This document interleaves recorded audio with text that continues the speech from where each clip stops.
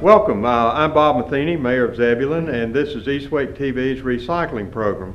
Joining me today is... Hi, I'm Harold Broadwell, and I'm the Mayor of Wendell, North Carolina.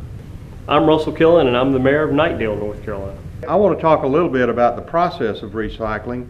All three communities have been recycling for some period of time now, but just recently, or this past year, we went to roll out containers for the recycling merchandise. Waste Industries is our contractor that provides this service to the communities, and they come by, pick up the recycling container, which is separate, from the normal landfill containers.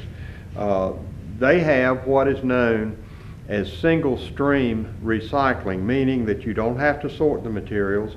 You just put them all in the container, and then when they come to the Sunoco plant who does the recycling, it runs through a single stream and they do the sorting either mechanically or by people doing it. The material is separated, sorted here, packaged, and then sent out to the final source that would convert it into products that are manufactured from the recycling products. There really has to be a viable market for these products.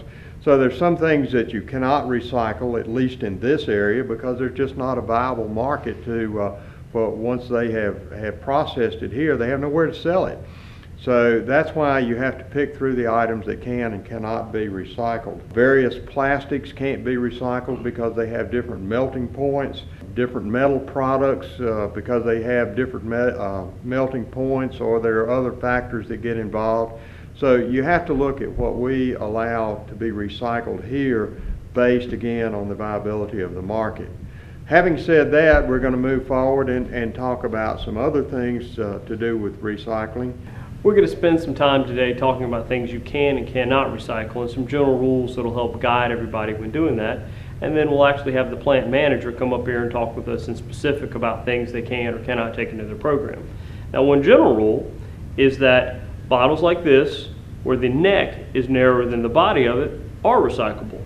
Along the same lines, plastic materials like this, cream cheese container, where the top is wider than the bottom, are not recyclable. And so that is one general rule you can follow when looking at plastics, especially. With metals, aluminums, things like that, we'll talk more specifically about that with the plant manager.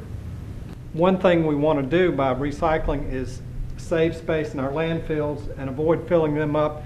Land for landfills is very expensive, and that's a continuing cost to all of our citizens.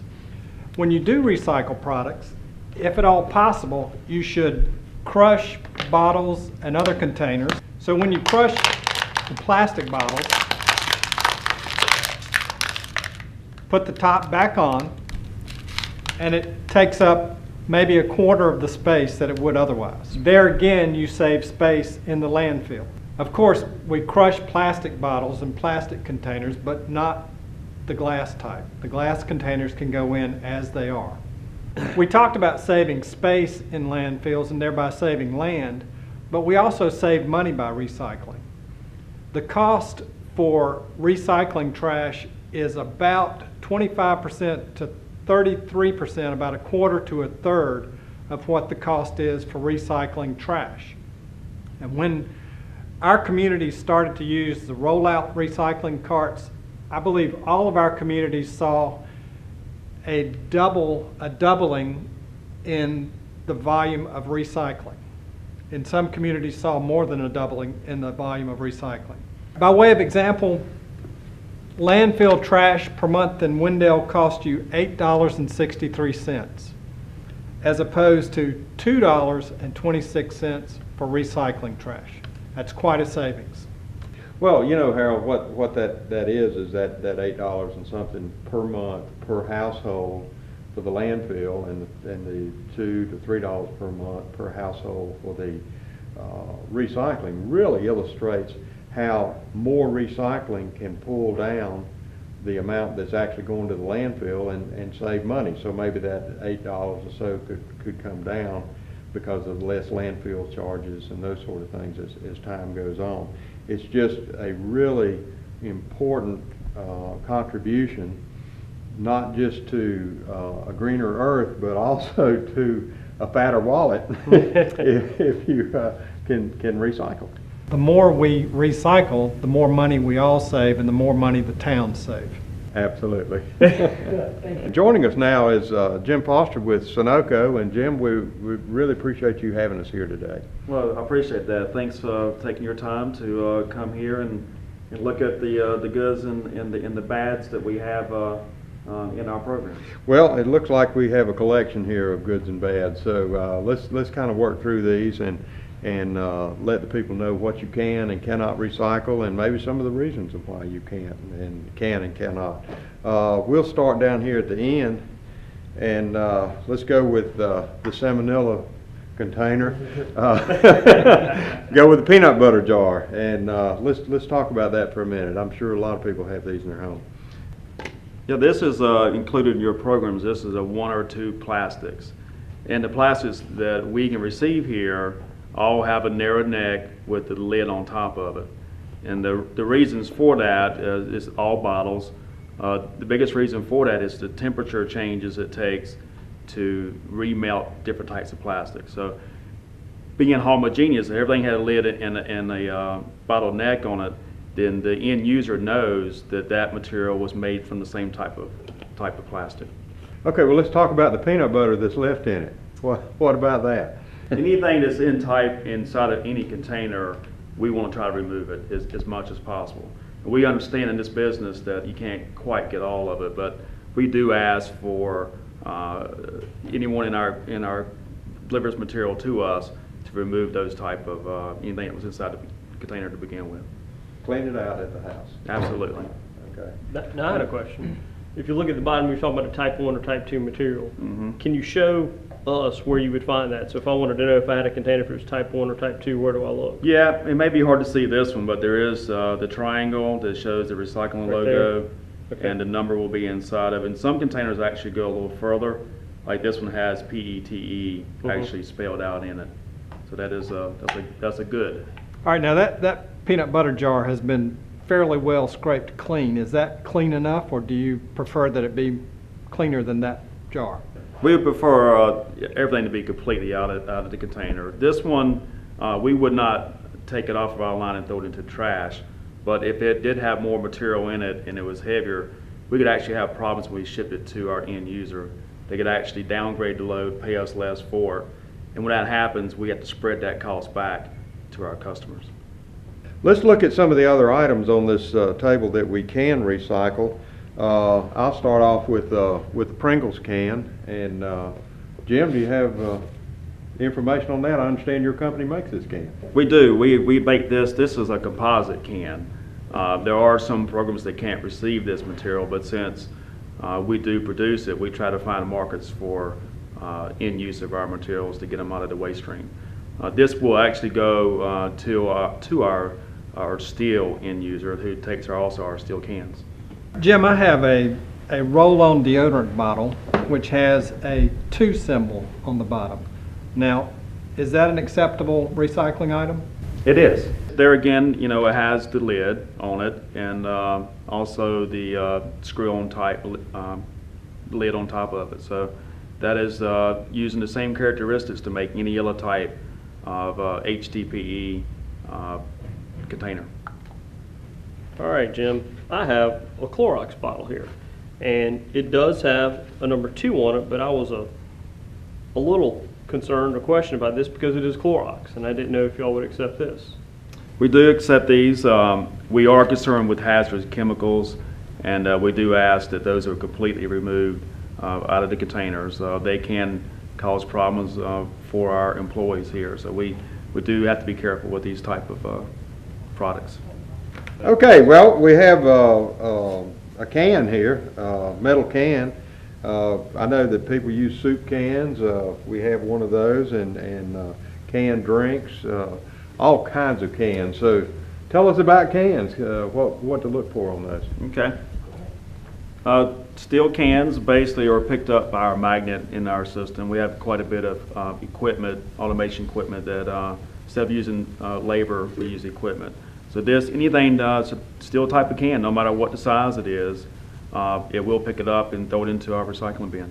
And aluminum is fine as well.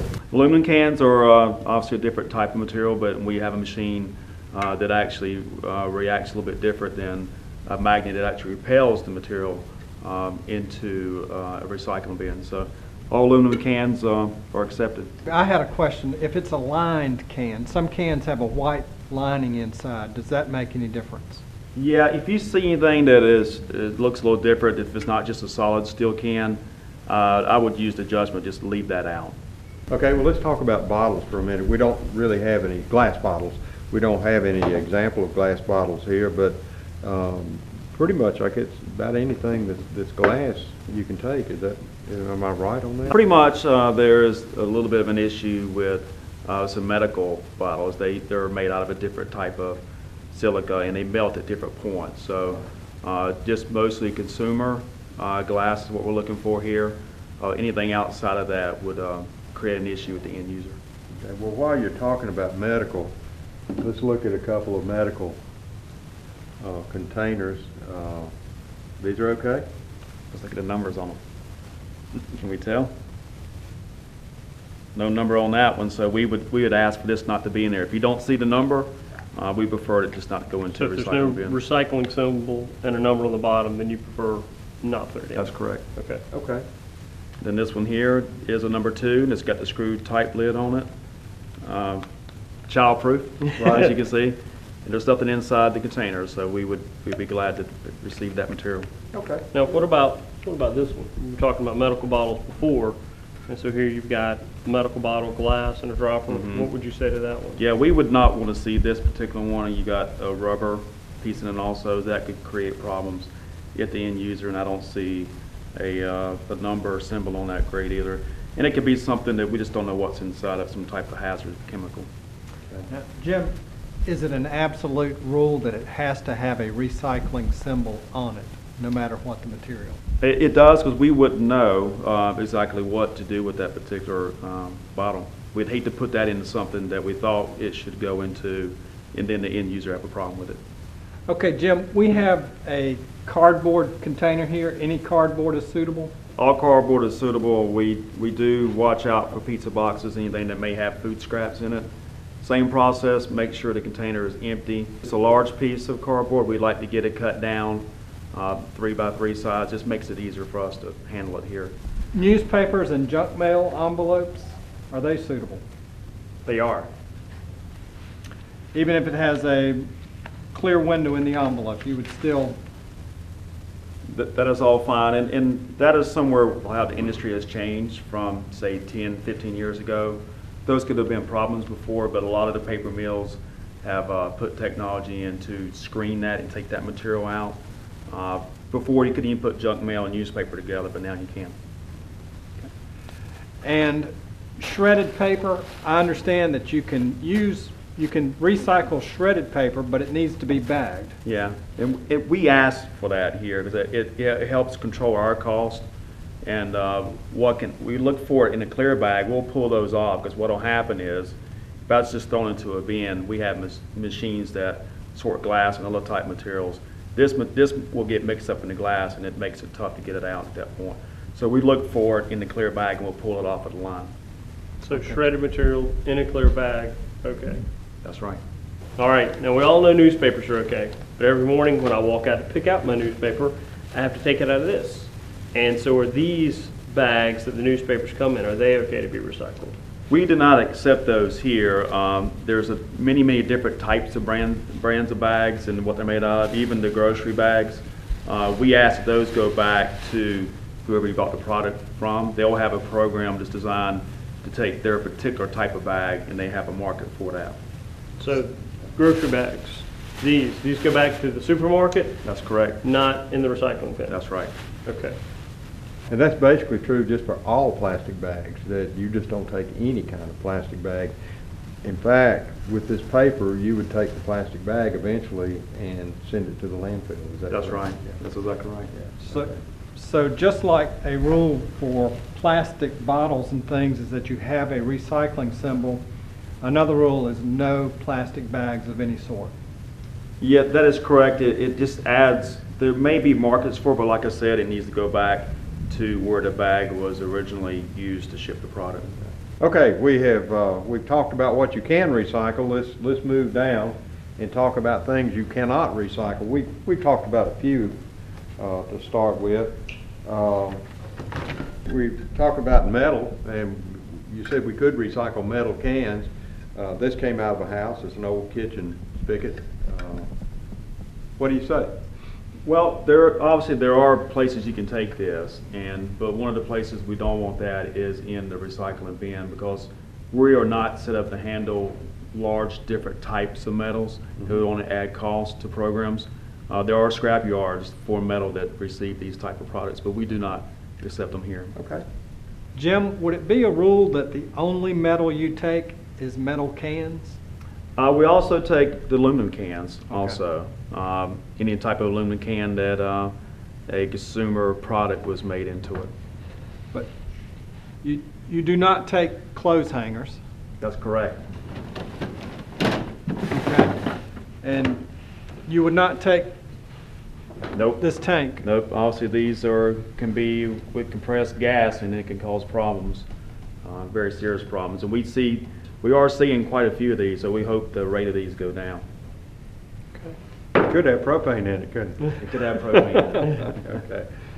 Well, I'm going to ask one that's near and dear to my heart. Ice cream. What about ice cream cartons? Those mainly, there's not a particular grade that we accept here in the residential part of our recycling, but we do recycle those from commercial type products where they all have the same grade. Right. We currently don't receive those in our residential recycling. So no for these right now in our recycling bins. That's correct. Okay. Well, while you're on that, microwave pizza trays, and there are other things besides pizza, but it's paper product with, I guess it's some type of aluminized surface on it there. Yeah, and we're concerned about that because it could be some type of chemical that keeps materials leaking through it, and that could be a problem being made back into paper. Okay. And then you'd have food contamination also with that. And Jim, I understand that no egg carton, whether it be styrofoam or the chipboard, cardboard type, is acceptable. Is that true? That is correct. This is like styrofoam. We just do not have good end markets for this material currently right now. And even with the paper ones, it's just a low grade of material, and there's not a really good market for those.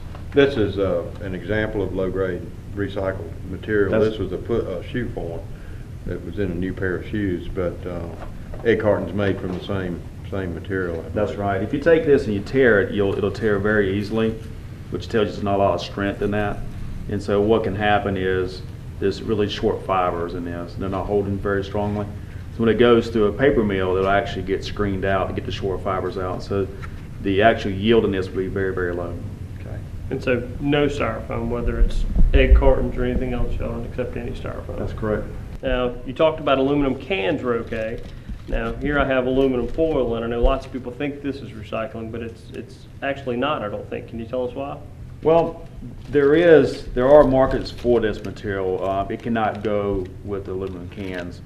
And when you add it to a program, it can actually be expensive. So you have to make the determination, does it fit my budget to try to collect this material? And so right now for us, it's not part of our existing recycling program, and it should not go in the recycling bins. It can be very expensive to add low generating type weights and materials.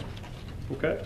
We have wire, for example. This isn't wire, it's a piece of tubing, but looks like wire.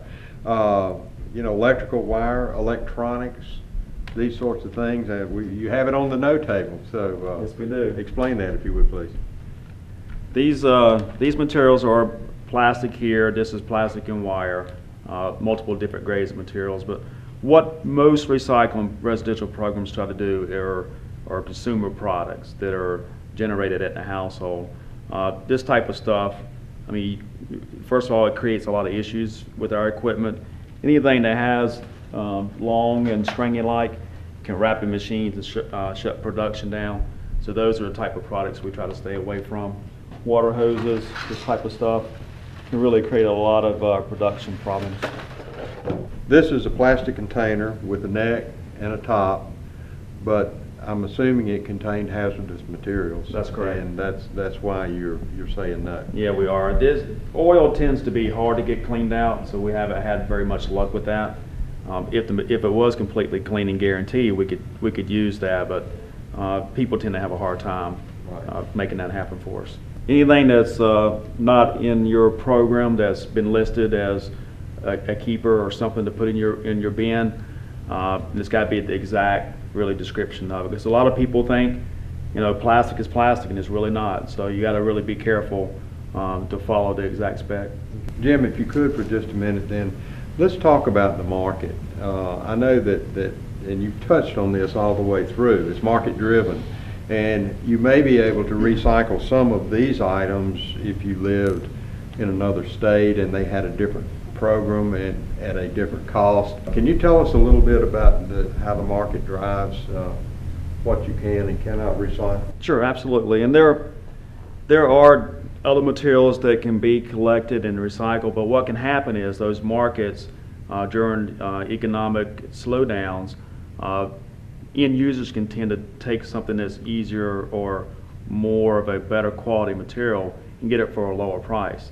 And so the products that are just marginal to recycle are all of a sudden don't have an end use for them. So you have to be concerned about adding programs or adding grades to programs that are marginal markets, because you know you don't want to start something in a program then have to take it out 6 months later. It gets confusing when the It does. person says, well, can I put this in or not? I could 6 months ago and now I can't. Tomorrow maybe you can, but try to keep it simple. Exactly, because you don't want to add something that's going to add cost to your recycling program, but it still ends up going into the waste stream. Jim, just want to thank you. We appreciate your time today. You've been a big help. We appreciate you showing us tables of the haves and have-nots and making your facility available for us. Oh. So thanks again. Thank you, and thank you for taking the time out of your day to come and make our life easier and our program more successful.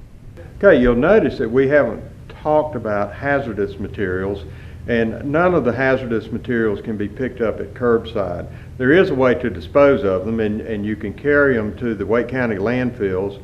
The Northern Wake landfill is open 1 day a week, as is the Southern Wake landfill, open 1 day a week for hazardous materials. So you can carry them there yourself. These are items such as batteries, paints, automotive fluids, oils. Television? Any motor vehicle fluids, antifreeze, petroleum-based products, they can all go there. And there is, if there is a question about a hazardous material or what days these landfills are open for hazardous material, you can go to wakegov.com, look this up, and all of this information is available to you. So please don't throw hazardous materials in your curbside recycling. It's just going to gum up the works and cost more money in the long run. We've talked about a lot of things today, and I'm sure you still have questions. We haven't been able to cover it all. So if you have questions, at least in the town of Knightdale, for us, you can go to our website, check the town of Knightdale's website, or you can pick up the phone and call and talk to somebody in our Public Works Department, and they can talk to you in more detail about what is or is not recyclable under our program. In the town of Wendell, you can go to our website, which you can find through Google, or you can just go by our town hall, and somebody will be glad to help you. Likewise in Zebulon, you can go by town hall or you can Google the Zebulon website. Each way will have information for you, and we can try to get your questions answered if you're concerned about what you can and cannot recycle, and I'm sure that's true for all three of us. We want those questions answered.